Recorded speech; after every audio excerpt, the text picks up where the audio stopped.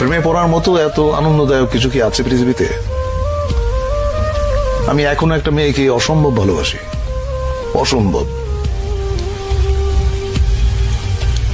কে সে? এটা বলা ঠিক হবে না, ওর ক্ষতি হবে।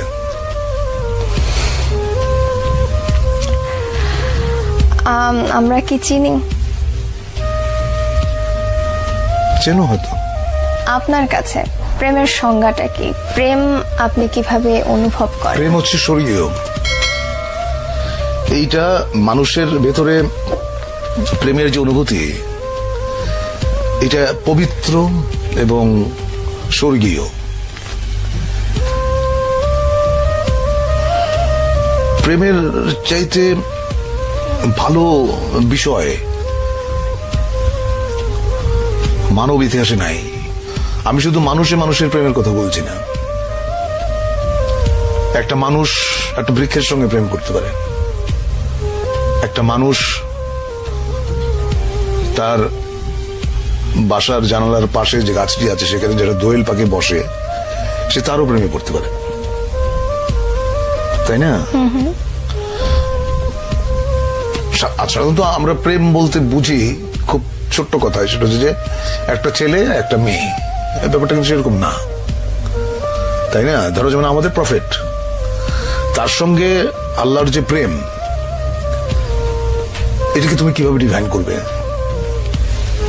এটা ডিফাইন করা সম্ভব না। You have to feel it in your heart. প্রেম হচ্ছে এরকম। আমি একটু মানব প্রেমের মধ্যেই থাকছি। অনেকে বলেন যে প্রেমে পড়লে হৃদয়ে হার্টে ব্যথা করে, অনেকের পেটে ব্যথা করে, অনেকের মাথায়ও ব্যথা করে। তো আপনার ক্ষেত্রে প্রেমে পড়লে সেই ব্যথাটা কেমন? সেটা তোমার মনে হয় যে পেটের উপর একটা প্রজাপতি নাচতেছে, এবং প্রেমের ব্যথার মতো এত মিষ্টি ব্যথা বোধহয় পৃথিবীতে নাই। তো প্রজাপতি নাচলে কেমন লাগে সেটা আপনার কাছ থেকে শুনি। এটা তোমার সুরসুরি জাতীয় একটা জিনিস, এটা আসলে বোঝানো সম্ভব না। তুমি হয়তো কাউকে ভালোবাসো বা কারো প্রেমে পড়েছো, তুমি তোমারটা তোমার মতো করে বুঝবে, আমি আমারটা আমার মতো করে বুঝবো। আচ্ছা, আপনার ওই যে ক্যামেরাম্যান যে আছে এখানে, কি নাম তোমার? হ্যাঁ, ছোটন। ছোটন। ছোটন ওর প্রেমের অনুভূতি কি এটা ও বুঝবে, ওটা তো আমি বুঝবো না। আমি যখন বালক ছিলাম তখন প্রেম বলতে যেটা বুঝতাম, পরিণত বয়সে এসে আমি দেখলাম প্রেম আসলে অন্যরকম। পার্থক্যটা কি? পার্থক্যটা অনেক অনেক অনেক। আমাদের ধরো যখন প্রথম প্রেমের যে অনুভূতি, সেটা হচ্ছে যে বই পড়ে, শরৎচন্দ্র বা বঙ্কিমচন্দ্র পড়ে প্রেম সম্পর্কে একটা ধারণা মাথায় ছিল। ওইটা আসলে প্রেমের অনুভূতি না। প্রেমের অনুভূতি একেবারেই অন্যরকম, একেবারেই। এটা এক একজনের কাছে এক এক রকম, এটা কেউ কাউকে বলে বোঝাতে পারবে না। প্রথম প্রেমের কথা বলছেন, সেটা বইয়ের কথা বললেন, কিন্তু প্রথম মানব প্রেম যদি বলি সেটা হচ্ছে আমি তখন অনেক ছোট। কত বয়স? বয়স কত হবে তখন? এই ধরো 14-15। তখন প্রেমে পড়লাম এক গার্লস স্কুলের ম্যাডামের, যার বয়স ধরো আমার চাইতে 20 বছর বেশি। ওইটা আমার প্রথম প্রেমে পড়া। প্রেমে বহুবার পড়েছি, বহুবার। প্রেমে পড়ার মতো আনন্দ বোধহয় আর কিছুতে নাই। কিন্তু একটা জিনিস মাথায় থাকতে হবে, সেটা হচ্ছে কাউকে হার্ট করে, কাউকে বেদনা দিয়ে প্রেমে পড়ার মতো এরকম গরিত কাজ বোধহয় পৃথিবীতে নাই। তুমি যখন কাউকে ভালোবাসবে, এক বুক সমুদ্র নিয়ে ভালোবাসতে হবে তোমাকে, এক বুক সমুদ্র নিয়ে। তা না হলে সে প্রেমের কোনো অর্থ নেই।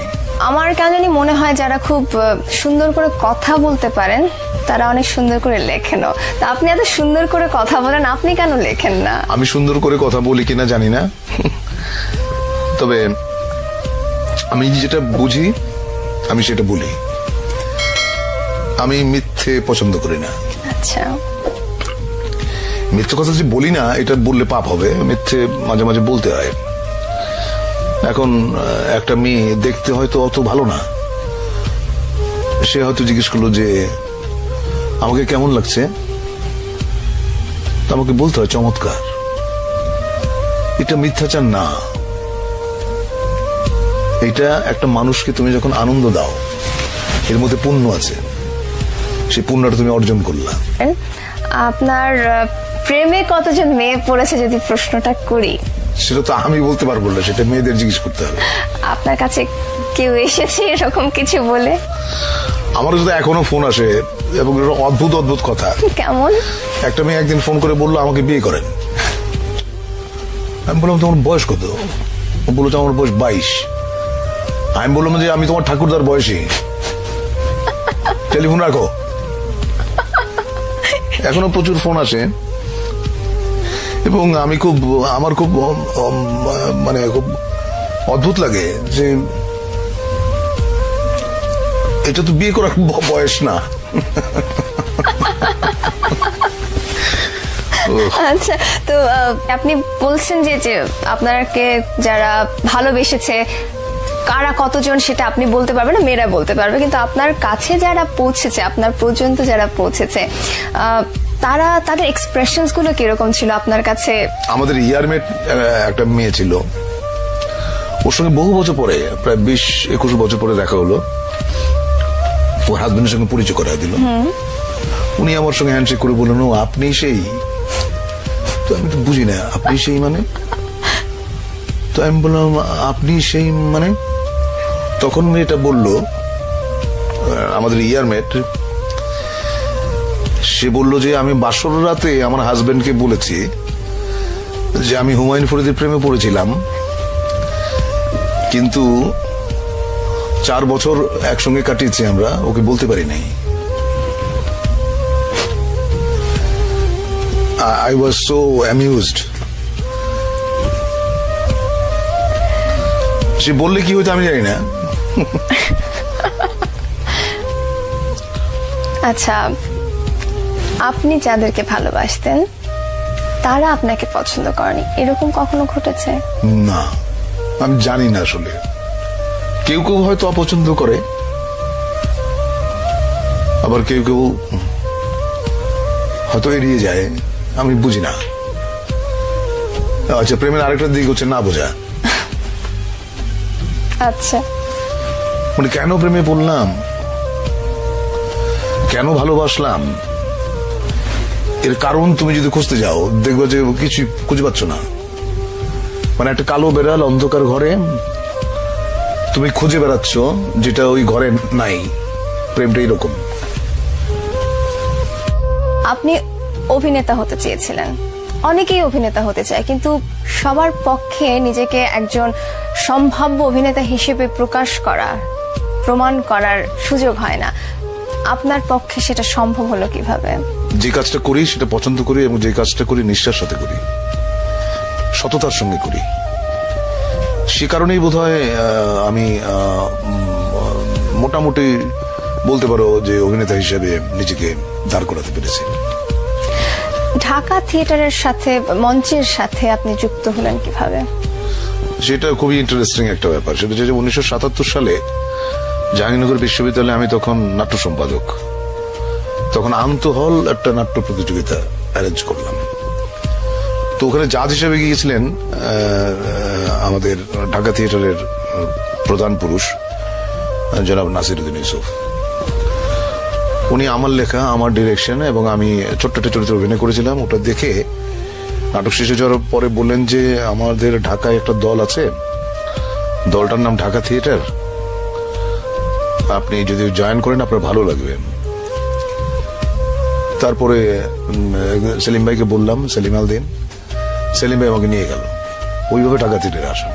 সেটা কোন সাল? সেটা 77 সাল। সেই সময় ঢাকা থিয়েটার, বর্তমানের ঢাকা থিয়েটার, দুটোর মধ্যে যদি একটু তুলনা করতে এখন বলি। আমরা যখন ছিলাম একসঙ্গে, এতগুলো একঝাক তরুণ মেধাবী অভিনেতা, তাদের সঙ্গে আমি কাজ করেছি, সেটা ছিল ঢাকা থিয়েটারের স্বর্ণযুগ। এখন আমি থিয়েটার ওইভাবে দেখি না, মাঝে মধ্যে যাই, ওই গেলে একটা সমস্যা হয় যে সবাই এসে মানে সবাই এসে এমন ভাবে বিরক্ত বলবো না, এমন ভাবে ধরে আমাকে যে আবার একটু অভিনয় করেন মঞ্চে, আমরা দেখতে চাই। অনেকেই বলে যে আমরা আপনার মঞ্চের অভিনয় দেখি নাই, দেখতে চাই। তখন খুব বিব্রত হই, কারণ আমি জানি আমি মঞ্চে আর কোনোদিন কাজ করব না। কারণ মঞ্চে কাজ করার জন্য যেই ধরনের প্রাণ শক্তি লাগে সেটা হয়তো আমার আছে, কিন্তু আরেকটু বেশি থাকলে হয়তো করতাম। সেই প্রাণ শক্তিটা একজন অভিনেতা কোথা থেকে নিয়ে আসতে পারে আপনার মনে হয়? কিভাবে নিজেকে তৈরি করতে পারে? দেখো, ওই গিরিশ ঘোষ না কার জন্য একটা কথা আছে, দেহপট শনে নট সকলই হারায়। কারণ অভিনয় করতে একটা সুস্থ শরীর লাগে, একটা সুস্থ কণ্ঠস্বর লাগে। এখন শরীরের সামর্থ্য থাকতে হবে তো, কারণ মঞ্চে অভিনয় করতে গেলে অনেক অনেক পরিশ্রম করতে হয়। তো সেই জায়গাটা ওই আমি বোধহয় হারিয়ে ফেলেছি। আমার মনে আছে কেরামত মঙ্গল নাটকে আমার একটা এপিসোড ছিল প্রায় 40 মিনিটসের, মানে এক নাগারে সংলাপ বলে যাওয়া। এবং তখন তো মহিলা সমিতিতে তোমার ছিল না, এয়ার কন্ডিশনার ছিল না, প্রচুর ঘাম হতো, এবং আমার 1 থেকে 1.5 পাউন্ড ওজন কমে যেত প্রত্যেকটা শোতে, এত পরিশ্রম। মঞ্চে কাজ করার সময়, সেই সময়টা, যে সময়টা আপনি স্বর্ণ যুগের কথা বলছেন মঞ্চের, সেই মুহূর্তে, সেই সময়ে টেলিভিশন এবং মঞ্চে কাজ করার একটা কম্পিটিশনের একটা বিষয় চলে এসেছিল। আপনার সাথে যারা কাজ করছিলেন মঞ্চে, আপনার থেকে কম শক্তিশালী যারা অভিনেতা, তারা টেলিভিশনে গিয়ে অনেক আলোচিত হয়ে উঠছেন। তো এটা কখনো আপনার মধ্যে দ্বন্দ্ব সৃষ্টি করেছে? না, কখনোই না। দেখো, আমি লোভী মানুষ না। I am not a greedy person. I am a very simple person. আমার জীবন যাপন তুমি যদি দেখো, তুমি খুবই অবাক হবে। অনেকের ধারণা ফরিদি ভাই উশৃঙ্খল, বিশৃঙ্খল জীবন যাপন করেন, আসলেই না। আমি অত্যন্ত সুশৃঙ্খল। মানুষের অনেক ভুল ধারণা আছে, মানুষ ভেবে নেয়, তো মানুষের ভাবনার জায়গায় তো আমার কোনো হাত নাই। কখনো বলেছিলেন যে আমি তোমাকে ভালোবাসি, এই শব্দটা হচ্ছে পৃথিবীর সবচেয়ে ব্যবহৃত এবং লুণ্ঠিত একটি বাক্য। পৃথিবীর সব দেশেই, যেমন ধরো ইংরেজিতে বলে আই লাভ ইউ, তারপর জার্মানিতে বলে ইশ লিবে ডিশ, হিন্দিতে বলে যে মাইনে তুমসে প্যার করতা হুঁ। এগুলো এত বেশি বলা হয়, আমার মনে হয় পৃথিবীতে সবচেয়ে বেশি বলা হয় এই শব্দটাই মানুষের জীবনে। কিন্তু এটা আসলে লাভ হ্যাজ এক্সপায়ারি ডেটস। হ্যাঁ, সুতরাং এটা তো লুণ্ঠিত এবং বহুল ব্যবহৃত শব্দ। এই শব্দটার কি আসলে কোনো ভ্যালু কিংবা এটার কোনো মহত্ব কি নেই? অবশ্যই আছে। প্রেম হচ্ছে অত্যন্ত অথেন্টিক এন্ড পিওর। কিন্তু প্রেম আসলে হয় কি, দুজন মানুষের মধ্যে যখন প্রেম হয়, তখন হয় কি, একটা সময় আসে যে কোনো একজন হয়তো আগ্রহটা হারিয়ে ফেলে। তখনই মনে হয় যে এই শব্দটা 20 বছর আগে বলেছিল একজন আরেকজনকে যে আমি তোমাকে ভালোবাসি, তখনই শব্দটা মনে হয় যে অনেক লুণ্ঠিত শব্দ। আমরা এই প্রেম, ভালোবাসা এবং নানান ফিলিংস এর কথা আরো একবার আসবো, বাট তার আগে আমার জানার ইচ্ছা যে হুমায়ুন ফরিদি ছোটবেলায় কেমন ছিল? ছোটবেলায় আমি খুব দুরন্ত ছিলাম, অসম্ভব অস্থির, চঞ্চল, এক জায়গায় বেশিক্ষণ থাকতে পারতাম না, এবং অনর্গল কথা বলতাম, অনেকটা বাচাল বলতে পারতাম। তখন কি ইচ্ছা ছিল যে বড় হয়ে এমন কিছু হব, খুব ফেমাস হব, অভিনেতা হব, মানে এই ক্রিয়েটিভ লাইনে আসবো, এটার কি তখন ইচ্ছা ছিল? না, একদম ছোটবেলা ছিল না। আমি বলছি তোমাকে, যখন 2, 3, 4 এ পড়ি, ওই সময়টা ছিল, ওই সময়টা বিভিন্ন ধরনের ছিল, মানে একসময় মনে হতো এটা হবো, একসময় মনে হতো ওটা হবো, যেটা হয় আর কি, ছেলে সন্তানদের প্রথম ইচ্ছা বাবার মতো হবো। এটা বোধহয় আমার মনে হয় সব সন্তানই মনে করে। তারপর আমার যেটা মনে হয়েছিল যে আমি খেতে খুব ভালোবাসি, তো মনে হলো যে আমি যদি বাবুর্চি হই তাহলে ভালো হয়। ওরকম সেটা সম্ভব না। তারপর সিনেমা দেখার প্রতি একটা আগ্রহ বেড়ে গেল। কিন্তু আমাদের তো পকেট মানি ছিল খুব কম, 1 আনা বা 2 আনা এরকম, কিন্তু টিকিটের দাম ছিল 4 আনা। সুতরাং সিনেমা দেখাটা খুব ডিফিকাল্ট হয়েছে।